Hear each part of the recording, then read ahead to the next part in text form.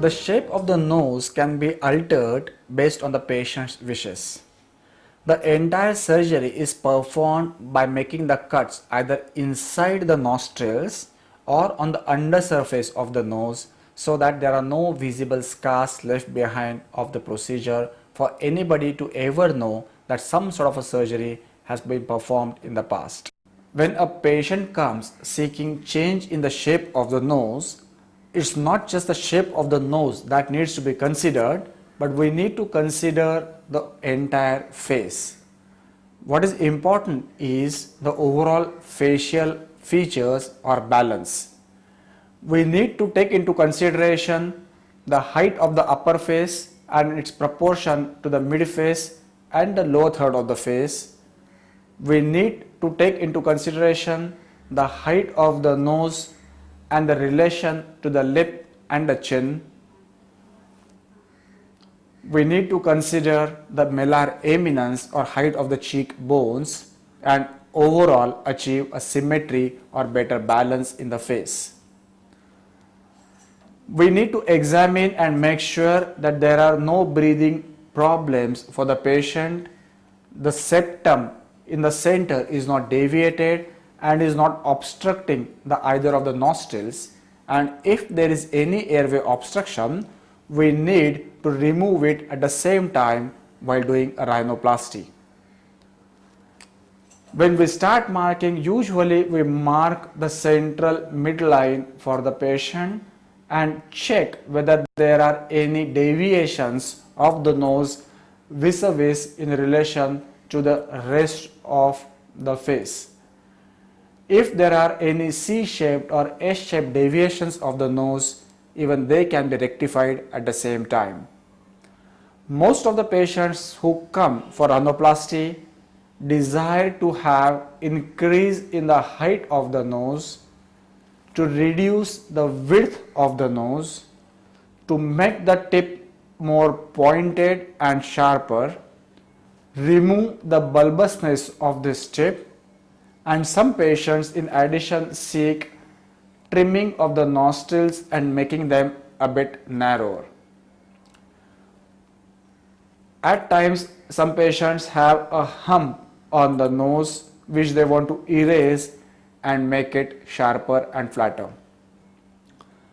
All these things are possible by means of a rhinoplasty surgery. What is not possible though is reducing the thickness of the skin. We can change the architecture of the nose, but we cannot make the skin thinner. Patients with relatively thin skin are better candidates for rhinoplasty rather than those with extremely thick and oily skin. In patients with thin skin, whatever structural changes that we make to the cartilage or bone under the skin are easily visible or reflected, and patients give a much better result. The swelling in the skin in such patients also reduces less easily and faster than patients with thicker and oily skin.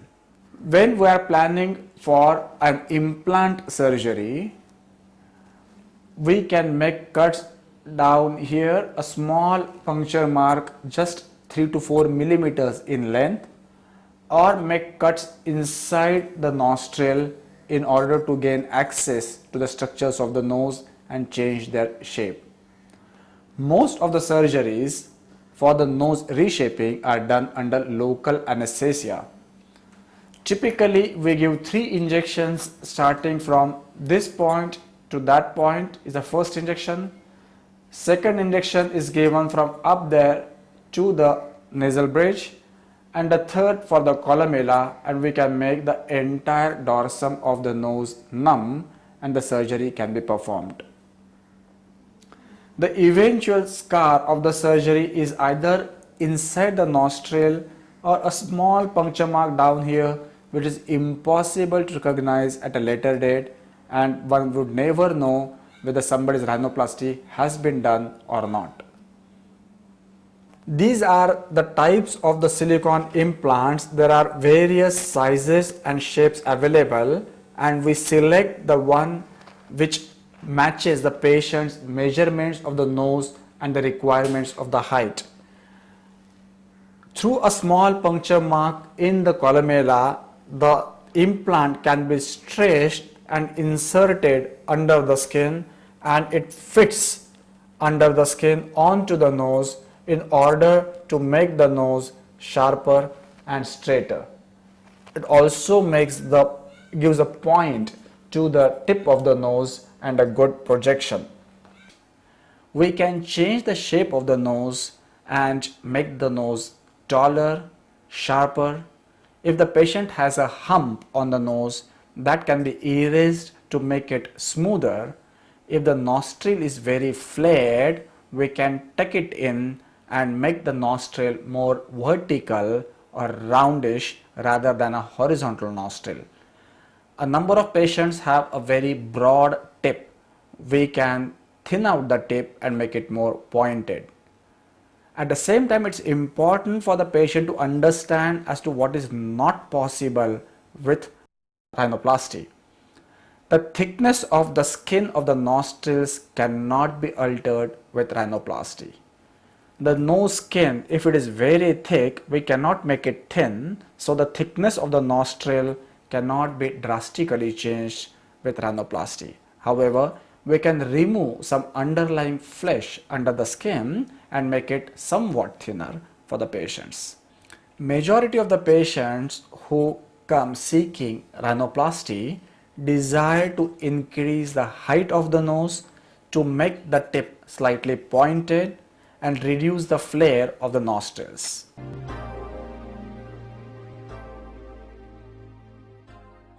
There are a number of ways in which we can achieve this.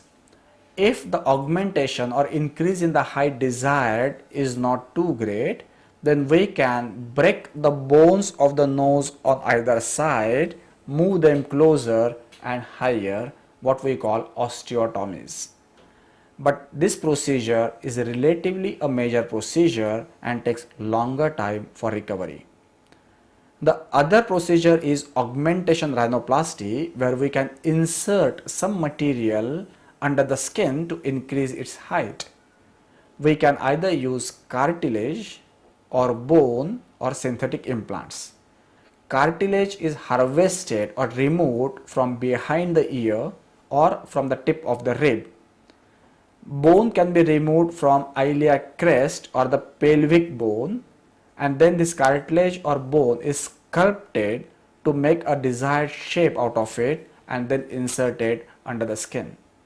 The advantage of cartilage and bone is that because it's a part of our own body, our body is definitely going to accept it. There is no question of rejection and whether the body will accept it or not.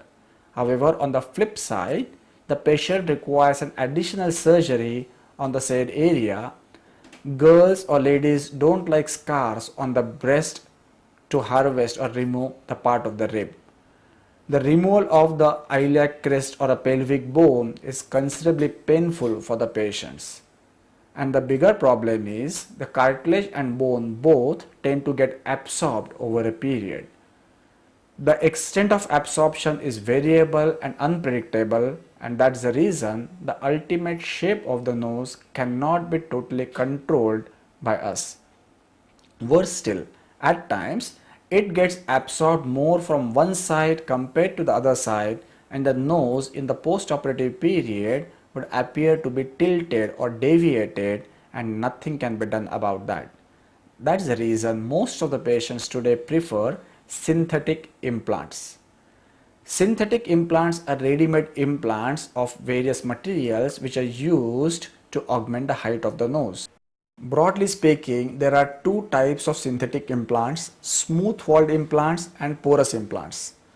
Porous implants have holes through which the body cells or tissues can grow. It helps in fixing the implant in a position, but on the flip side, if there is a rejection reaction and we need to remove the implant, the shape of the nose can be permanently affected because part of the soft tissues are also pulled out with the implant. That's the reason most of the patients and clinicians today prefer smooth-walled silicone implants. Silicone is a bio-inert material and doesn't react easily with the body. And that's the reason all the materials or gadgets which are implanted in the human body are always made up of silicone, like nose implants, chin implants, malar implants, angioplasty catheters, the joint replacement joints, etc. Body doesn't react easily and the implants are accepted and can stay unaltered for the rest of the life. The good part of smooth walled implant is even if there is a rejection reaction, the implant can come out within half a minute or 1 minute of a small procedure and the shape of the nose is back to square one, remains unaltered, unaffected, no harm done.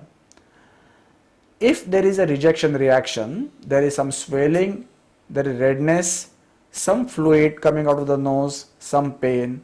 Worst case scenario, we may need to take out the implant, the possibility of which is extremely rare, and with good quality implants today, it is something unheard of.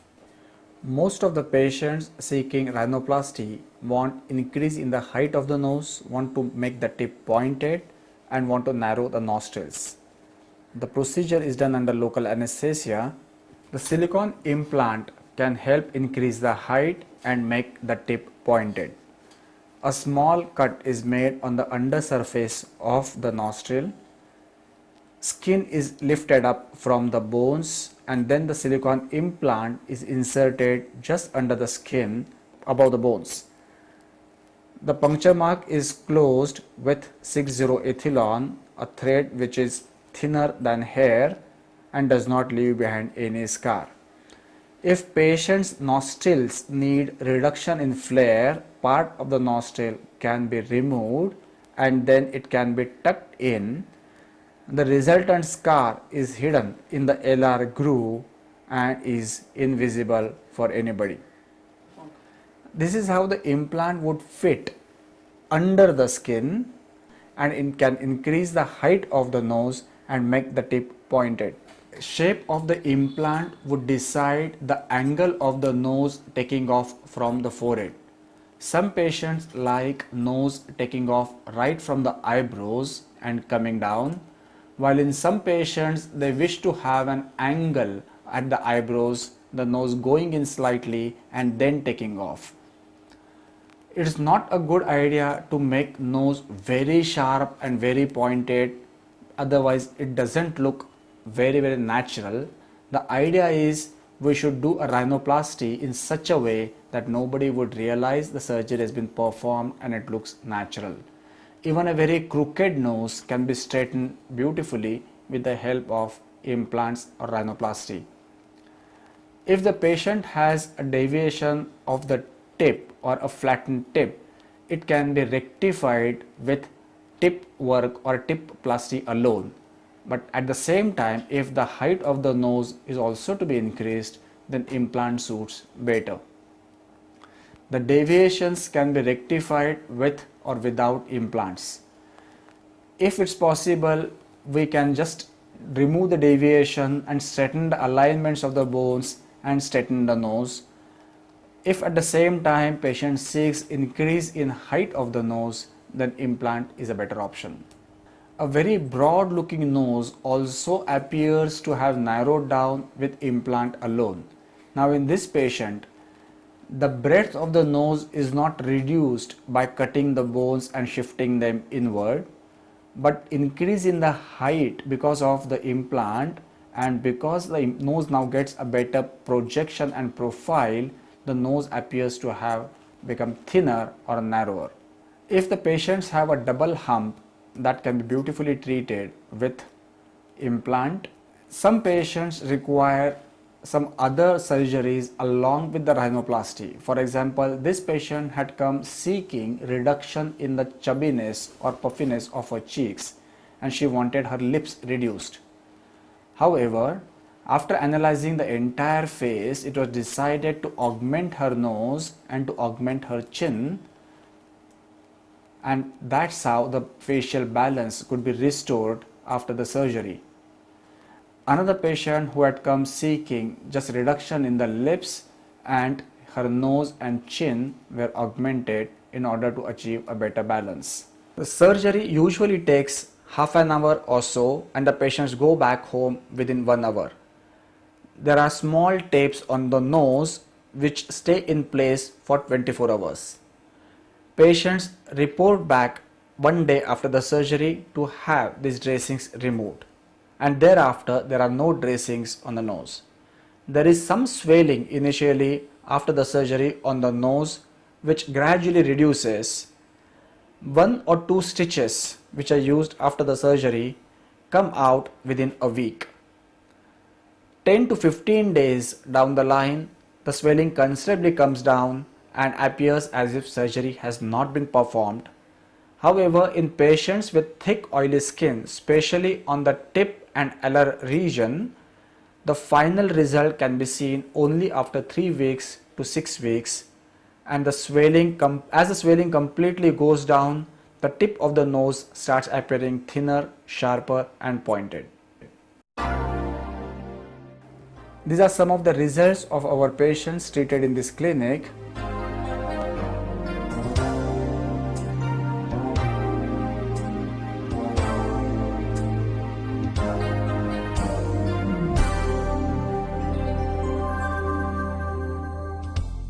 Rhinoplasty is one surgery which takes just 15 to 20 minutes to perform. It's done under local anesthesia with no risk factors involved in it, no hospitalization, and it can change the aesthetic appeal of the patient drastically. This small procedure can make the face really attractive, and it removes the inferiority complexes associated with the flat nose for most of the patients. This is one surgery which can give very predictable and consistent results, and patients are extremely happy with the changed looks after the procedure.